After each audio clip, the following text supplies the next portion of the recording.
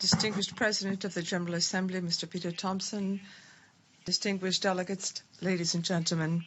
Mr. President, our current situation requires a major shift of perspective, a shift in the way we look at development. Our world is in the midst of a crisis that has been lasting for years now, and that, far from being resolved, has worsened. It has given rise to citizens' criticism of political institutions which do not seem capable of representing the people. At the same time, economic growth has led to a global slowdown and has not been able to provide the world's population with the well-being it desires. It would seem that the far-reaching trends that caused the crisis some years ago have not been resolved, but merely superficially tweaked. But citizens today are more aware and empowered. Thanks to new technology, they have new means of expression. They are showing us that in their daily lives, at their places of work, at their children's schools, in the health of their families, in the security of their cities, and in their relationships between men and women, the negative effects of inequitable development are still being felt. This is the main reason for discontent among citizens that we have witnessed in various parts of the world. At the same time, we are facing an unprecedented environmental crisis that threatens life on Earth. It has health, clinical, economic, climatic, and environmental effects, primarily affecting the most vulnerable. In addition, there is violence and armed conflict in many parts of the world, which increases instability and exponentially expands forced displacement and major migratory movements. Unrest among citizens is the expression of their disappointment. They are disillusioned about the promised development which they desire and for which they have fought valiantly, but which is still beyond their reach. We are witnessing a growing schism between the representatives and the represented. There is a lack of trust in national governments and in multilateral fora. It would seem they are not addressing the priorities of the common citizen in a timely or in-depth manner. Now is not the time for taking the easy but ultimately destructive route of populism. It is the time for action inspired by ethically motivated and civically oriented pragmatism. The SDGs, which we are committed to achieving by 2030, demonstrate that the international community knows that it must embark on far-reaching changes and implement them with concrete measures. Now we must summon up the political will in the multilateral fora and in each of our countries. We must break the inertia and address the interests. The political and development crisis that we are facing has global proportions. No one, no nation or social group can go it alone. We need to engage in multilateral dialogues at the regional and global levels and shoulder realistic but demanding commitments. I insist we must act now. At home, the citizens are expecting us to transmit their concerns and to return with decisions and a will to move forward. I hope that we are equal to the task. Mr. President, Chile is a mid-sized country which has not yet reached its full potential. However, its rapid modernization in recent decades has placed us squarely at the front of the challenges of modern times, with the tensions inherent in democracy and economic growth. Today, I am speaking from the position of experience.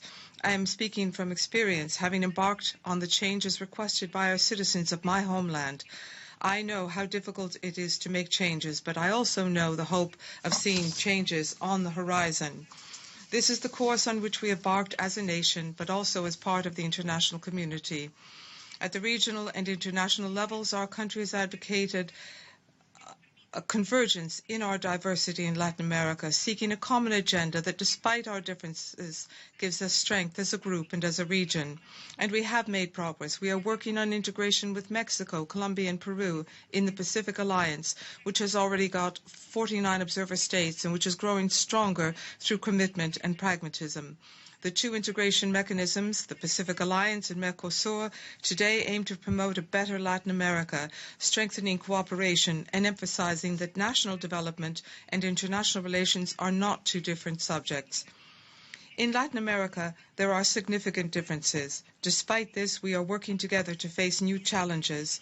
We are doing this in the community of Latin American and Caribbean states, in which 33 countries are dealing with new political, social, and economic situations. In addition, in the Union of South American Nations, we are working together, tackling common political problems. Our principles as a nation are steadfast. We aspire to peace, democracy, and respect for human rights, respect for international law and treaties, sovereignty, and a commitment to cooperate. The promotion and defence of democracy and human rights at the international level is not in contradiction to the principle of non-intervention. In fact, it is a globally significant achievement of our time. Colombia has given us some of the best news this year at the regional and international levels, the prospect of peace. On Monday, the agreement will be signed, ending hostilities in a civil war that has raged for over 50 years.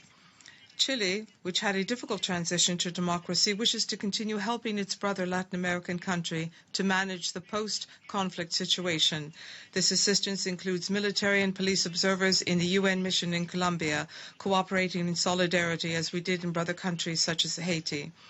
We are committed to Agenda 2030 and the SDGs.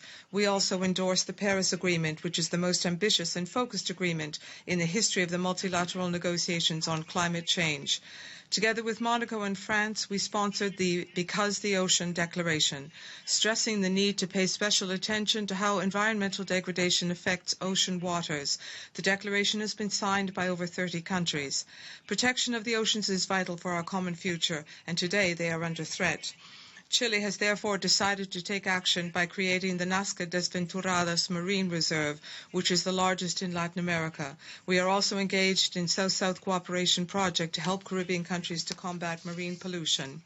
Mr. President, outside this building and in the most diverse corners of the world, people, their leaders, civil society, and the media are expecting the members of this organization to provide cooperative, creative, and tangible responses to the problems of the 21st century. And so I raise my voice again in favor of Security Council reform to reflect the new realities. I raise my voice in favor of efficient management of the United Nations, more openness in its proceedings, including the election of our new male or female Secretary General. And I ask that he or she be committed to principles and focused on serving the people who are the creators of this organization. We know that in order to successfully meet challenges, we need to have joint and consensual efforts. We need more multilateralism, more cooperation, and more dialogue. This is an irreplaceable forum for debate and adoption of agreements. It is a platform for coordinated action.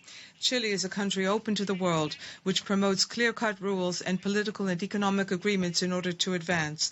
The United Nations must play its role as a place of consensus and a place for the most vulnerable to turn, speaking out against inequality and discrimination against religious, ethnic, or gender minorities. Let us make the United Nations what our people need and demand. Thank you.